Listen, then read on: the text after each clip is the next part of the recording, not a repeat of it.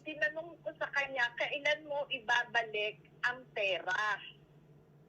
So it means, hindi ko bigay sa kanya yun. Dahil alam naman niya, utang dito, utang doon ang ginawa ko. Wala naman.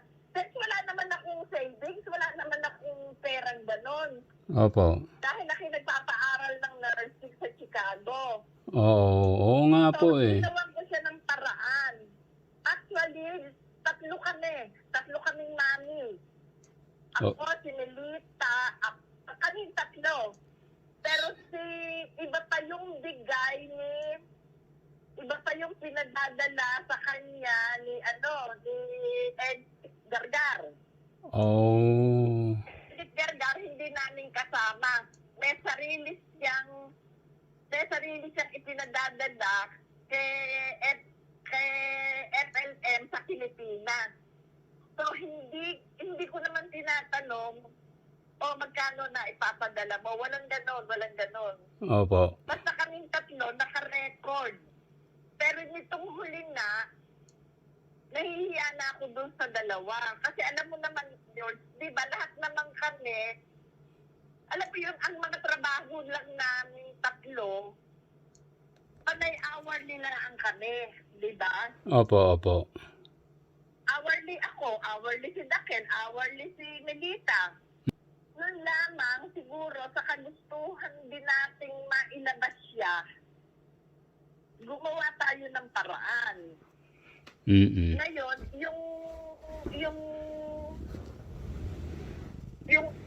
1,000,000 na naglabas sa kanya sa kulungan, ako lang ang sumagot noon.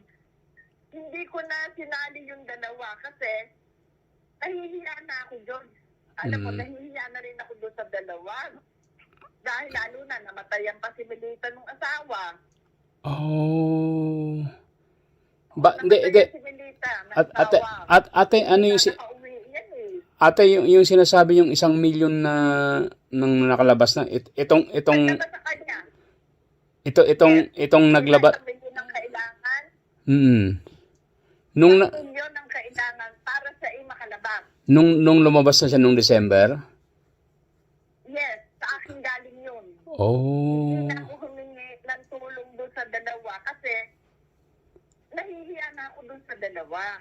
Nahihiya na ako. Opo. Nahihiya na ako dahil alam ko naman na kaming tatlo, panay hourly lang kami eh. Pero yung 1,000,000 na naglabas sa kanya, sa akin naggaling yun. Oh. Iba pa yung dala sa kanya ni Edith Gargar, iba pa yung tulong ni Edith Gargar. Si Edith, hindi namin kasali yan sa pagtulong. May sarili siya. Oh, nakarekta na po May siya. sarili siyang pondo. Ha? Nakarekta na po siya. May sarili siya. Kaya nga si Edith idinimanda pa yan ng mga pamangkin niya. Oh. Dinimanda yan dahil idinimanda siya ng mga pamangkin kasi yung lupa na may kita na pinagsasakahan sa tatay niya, iyon ang pinadadala ni Edith kay FLM. Kaya dinimanda siya ng mga pamangkin. Hala. Nako, Diyos ko. Oo. Kasi si Edith, siya lang mag-isa. Kaming tatlo. Pero yung huling 1,000,000 sa akin nanggaling, hindi ko na hiningan yung dalawa. Kasi, alam mo naman kung ano naman ang trabaho namin tatlo. Opo, naiintindihan ko po. Bilaan kami Oo.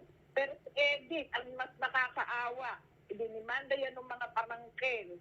Dahil nga, yung lupa nga ng tatay niya na pinagkakakitaan, sinabi pa niya para na andyan kay FSM. Oh my God. Yung lupa sa Pilipinas yun. Yes, sa Pilipinas. Sa Ilocos. Oh my God. Oo. Wala kang magagawa. Kami ay tawag ba doon? May tawag sa amin eh. Kami? Talagang may tawag sa amin pero mas ano si Edith, mas nakakaawa talaga si Edith dahil isipin mo yung pati lupain nila isasanla. Oo, dahil... Kita ma'am, pera lamang, pera. Pero yung 1 milyon na naglabas sa kanya, sa akin naggaling yun. Oh my Hindi God. ko na hiningan itong dalawa dahil wala. Sadsad na kaming tatlo Sadsad na kami talaga lahat. Oo, Tapos, Diyos. eto ka mo, nung kami tinanong ko na, nung siya nakalabas na, Opo. tinanong ko kung kailan mo ibabalik. Ayun, minura na ako. Hayop na po. Minura na niya ako. Oo, tinanong ko, o kailan mo ibabalik yung pera? Kasi, lahat naman yan ni inutang ko lang na may tubo. Ayun, minura na ako. Hayop na po. Ito palang taong to. Hindi, anong klaseng tao yan? Oo nga po. Kami naglabas sa kanya ayun, minura pa ako. Nako, sorry. Ayun, hanggang ngayon, dyan dito, naghuhulog ako ng mga hulog dito, hulog doon, tubo, panay may mga tubo. Oo, alam niyo naman po ang credit card dito talagang interest lang ang sinisingil nila Yes, minsan nakakakuha ako sa credit card, pero kadalasan sa mga tao. Oh, Hindi na ako pwede sa bangko Oo. dahil puno na rin yung bangko ko. Nako, kakaway. Parang doon na mapupunta yung pension nyo. Diyos ko. Wala, ano bang pension hindi pa naman ako pensionada. Ay, oo nga pa pala nagtatrabaho. Hindi pa ako pensionada. Hindi pa, kumakayod pa ako, dahil nagpa-aral pa ako ng anak ng nursing sa Chicago Kawawa. Paano ako magiging pensionada? Kawawa naman po kayo, ate. Wala tayong magagawa. Ito lang yun sa masasabi ko. Ang tao sa mundo, dalawa. Opo. Isang mambubudol at isang mabubudol. Oo nga po Isang manloloko at isang nanloko. Dalawa lang yan. Kaya nga po maaga kami nagising Kaya nga siyempre alam niyo naman po yung Milyon. 6 milyon ang lumipad sa atin. Milyon. Opo, alam ko po yan. Milyon ang lumipad sa atin. Bale, Ako nga lang Bale, Yung 1 milyon na inilabas ko dyan, hindi ko na hiningan yung dalawa kasi wala, naaawa na rin naman ako doon sa dalawa bale, At saka nahihiya na ako doon sa dalawa. oo nga po Bale, ilang beses, Ako nahihiya, ako ang hiyang-hiya. oo nga po, nakita ko nga po yun. Bale, ilang beses po nyo po siyang tinawagan tapos ilang beses kayo minura ni Kulaong? Nung nag-usap na kami, nakalabas na Dito nanong ko, kailan mo ibabalik? Ayun, minura na ako. Ay, po. Yun naman, sinabi ko rin kay Edith, alam mo naman kasi si Edith, ay mahal na mahal iyang si Kulaong. Sobra pagmamahal niya. Sobra. Opo. Oo. Mong pati lupain nila isinanla niya. Ako, Diyos ko. Pero wala ako naman, hindi ako nagsanla lupa. Kasi wala naman, nilupa sa paso, wala ako. Wala akong maisasanla dahil wala, kahit nga lupa sa paso, wala, zero. Opo. Ay, naku. Ang nagawa ko lang, utang dito, utang doon, may tubo. Wala. At sabi nga budol tayo, nabudol. Opo. Kasi ang Tayo nabudol. may pinakita siyang conversation nyo, ang sabi niya raw sa inyo, tatapusin niya raw yung deal saka raw kayo tutulungan. Wala siya sinasabing ganun. Wala po? Kasi, bakit ako magagalit sa kanya kung ganun ang sinabi niya? Hindi Antimano, minura na niya ako sinungaling pala sa nag-live. Kung ganun ang sinabi niya, bakit? Sira ba ulo ko na magagalit pa ako? Since 2020, George, tumutulong na tayo sa kanya. Opo. Kasi nag-live. Opo. Ano na tayo ngayon? 2024. Maalala nyo po nung diba? Ako sa akin yung pinapadala lahat yung pera. 2020. si David Ilagan. Opo. Kaya nga, kaya maalala, Talaga namang ma- ultimo kahuli-hulihan kong pera. Pinadadala ko para makatulong eh. di ba, maalala niyo Ate Sally nung ako pa yung sabi ko nga, di ba, may humanitarian daw si boss, kako. Eh, di ba sabi niyo nga, oh George, pakiabono muna, di ba, maalala niyo po. Hindi ko pa, kinikwento ko lang po ako. Yeah. Ilang kayo lahat ng inaabonohan ko para makapagpadala lang tayo ng humanitarian. Yeah. Kinikwento ko. Kasi, Opo. alam naman George, ano lang kasi tayo, simpleng tao lang tayo. Opo. Hindi ba, may mga, alam mo naman, may mga pananagutan din tayo sa pamilya natin. Oo nga po eh. Kasi, Mabuti sana kung siya lang ang iniintindi natin. kaya nga sinasabi ko sa... Papaaral ako ng anak na nursing sa Chicago. Oo nga po eh. Ang beer mo pagpapaaral dito sa Chicago pa. Yeah, di ba? Papaaral ako ng nursing sa Chicago. Pero naiyaano ko pa rin siya, nagagawa ko siya ng paraan. Kaya nga po eh. So, isipin mo kung hindi ko siya nagawa ng paraan eh, nangutang talaga ako, utang dito, utang da. Ang pinakamalaki kong nautang, ako lang mag-isa, yung 1 milyon na naglabas sa kanyang tulungan. Naku, beer mo yun. Ha, Diyos ko. 1 milyon. Ako lang mag-isa, hindi na ako humingi ng tulong doon sa dalawa. Kay Mami kay Dakel at saka kay Melita. Hindi na ako humingi ng tulong kasi nga, nahihiya na ako doon sa dalawa. Yung dalawa panay utang din. Opo. Oo. Ako na lang, sinolo ko na lamang. Ayoko na silang amalahin. Kaya nga po eh. Ay, nako. Pero dito naman lahat sa akin nasa akin lahat naman ng mga resibo. Nakita ko nga po lahat eh. Lahat. Ako pa nga ang palawal dahil yung tawag dito, ako bukod doon sa papadala mo yung talagang amount, siyempre merong remittance fee. Opo. Oo naman, nandun yun eh. Bali, Remittance fee, sa akin pagaling yun. bali yung ipinapadala nyo kay Gladys Espinosa ate, idinideposito niya sa Bangko ni Colaong sa Dagupan. Sa bangko ni Colaong sa Dagupan. Sana naman sumagot siya sa para makuha natin yung resibo na nagpapadala din siya ron. Pero okay. Sa akin naman ate. At saka tiwala naman ako kay Gladys. Hindi naman batang anak nga po. ni Melita. Opo. Hindi ako magdadalawang isip na inano ni Gladys, no. Yung batang yan. Sabi ko nga isipin mo yung COVID, yung bata, inuutusan ko, kunin mo, kasi naghulog na ako ng pera, ang gagawin ni Gladys, mag-jeep lang yung bata. Kukunin yung padala ko, yung hulog pa. Alam mo, COVID pa noon, COVID. Oo. Ako, Diyos ko. Kaya, sobra hirap namin dyan. Hindi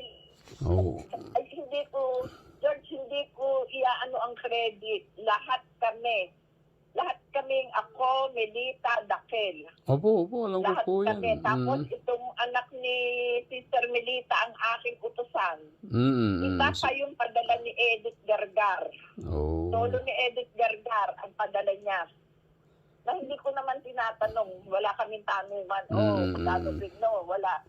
Basta alam ko, nagtapadala si Edith Gargar ng kanya. Grabe. Kaya nga, dinimanda pa yan ng mga pamangkin eh. Naku, Diyos ko. Nakademanda pala Kaya, sigurado pag dinimanda, malakalaking halaga na isinanlang lupa yun. Oo.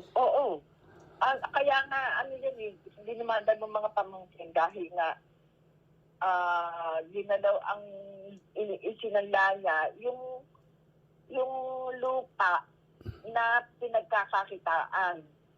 Oo, syempre, yun ang... Dahil wala kang, hindi ko naman masisisi si Eddie. Syempre, lahat kami, gumawa ng paraan. Sabi ko, wala naman akong lupang isasanda. Kahit nga lupa sa kaso, wala ako. Hindi bale po, at least gumawa ka ng paraan. Alam mo na utang po ka. Tatlo, naghahati-hati kaming tatlo. Pero, yung mga 1 milyon na naglabas sa kanya, sa akin lang galing yun. Kasi Mm. umiiyak na si Edith Gargar na wala na raw siyang pera talaga. So ako ang gumawa talaga ng paraan doon sa 1 milyon na kailangan niya para siya makalabas. Mm. Umiiyak na si Edith Gargar, wala daw talaga siya ng pera. Ay, Kapag naku. wala nang magagawang paraan, wala na talaga. Ako Mm. gumawa ng paraan, 1 milyon. Ay, grabe. Walang iya. Yung ayaw ko po yung sisingilin tapos mumurahin kayo. Yun po yung Oo. masakit po sa Oo, akin. Yun. tinanong ko, kailan mo maibabalik ang pera? Kasi may tubo lahat yan. Aba, Mm. ninura ako. Mm. Kaya alam ni Edith Gargar, dahil sinabi ko kay Edith, sabi ko, napakasama naman tao niya, ninura pa ako. Tinanong ko lang kung kailan niya ibabalik ang mga pera. Gagawin po. Ay, naku. George, alam mo, minsan, dumadating sa tao, kapareho namin, dumadating sa mga tao na minsan nagiging tanga ka rin. Opo, inamin ko po yan. Lahat tayo, naging tanga po tingnan tayo. mo, kaming 3, kaming 4. Pero alam ko, mas malaki ang naiano ni Edith Gargar dahil bigyan mo yung magsanda na siya ng lupa. Oo, Ako nakakaawa nga, naman. sabi ko nga, wala naman kaming isasan ng lupa. Ni lupa sa paso, wala kami.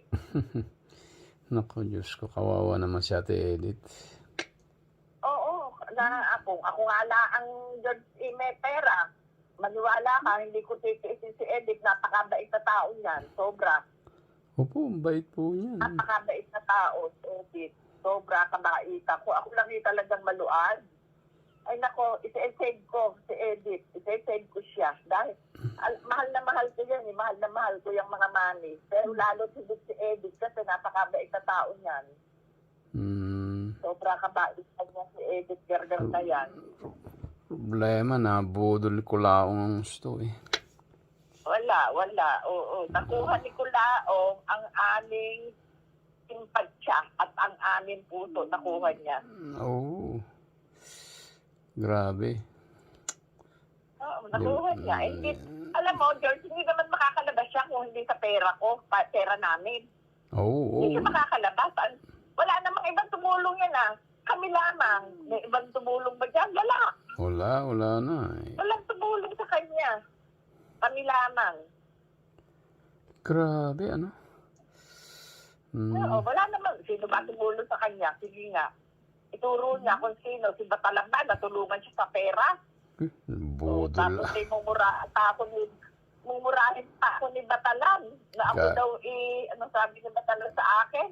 Gago Ako yan eh. daw matandang hutluban. Gago. Wala, natakot na siya. Sabi niya sa post niya, blind item. Hindi na niya tinuloy. Natakot na yun eh. Oo. Natakot. Ako daw matandang hutluban. Sabi Gago. ko kasi winarningan ko, hindi ba winarningan Facebook ko yung FFC na huwag kayong magbibigay kahit na 5 centimos. Oh. Yan sa dalawa na yan. Kasi, bakit hindi ko wawarningan? Nabudol na nga ako. Opo, Bakit opo. ko pababayaan nabudol pa yung iba? Oh. Lalabas dyan. Yes, te. Yung mga taga-London. Yes, ate, good news. May lalabas na ano. Mga taga-London pa. Naku, good news. Ate, ilalabas ko rin Mga taga-London. lahat ng resibo ko, ilalabas ko na rin na pinadala ko kay Batalan. Lahat. Kaya napakaganda yung paglabas mo tayo na ganito. Kasi ang tagal namin nang gigising, tulong na lang po natin to, kaya gagawin natin to te sa mga natitirang hindi na mabubudol. Kaya magtulong-tulong. Kaya nga, sabi nga, ganito lamang, ang tulong na lang natin, huwag nang mabudol yung iba. Yes, tama po. Opo. Nabudol na tayo bakit pa natin pababayaan na yung iba mabudol? Yes. Oh. Kaya nga po, Wag na. Yeah. Tulong na lang natin dito sa mga FFCI neto, na kung taga saan-saan, na baka plano nila tumulong, huwag na. Yeah. Tama po. Tulong na lang nila sa pamilya nila. Ayos. Wag na kay Budol, wag na kay Batalan, wag na kay Kulaong. wag na sa kanilang dalawa, wag na. Sa pamilya, ipadala na Opo, tama po. Ipadala ang nila sa Kawang Dawa, yung kanilang itutulong dyan sa dalawa na yan. Sabi ko nga, kasi batalan nag-aantay lang yan ng mga dumadating. Oo, budol pa noon pa talaga yan eh. Tingnan mo ka. Okay, ingat po. Okay po, ingat po. Bye-bye po. Bye-bye. Kausapin na lang po natin si attorney mamaya po.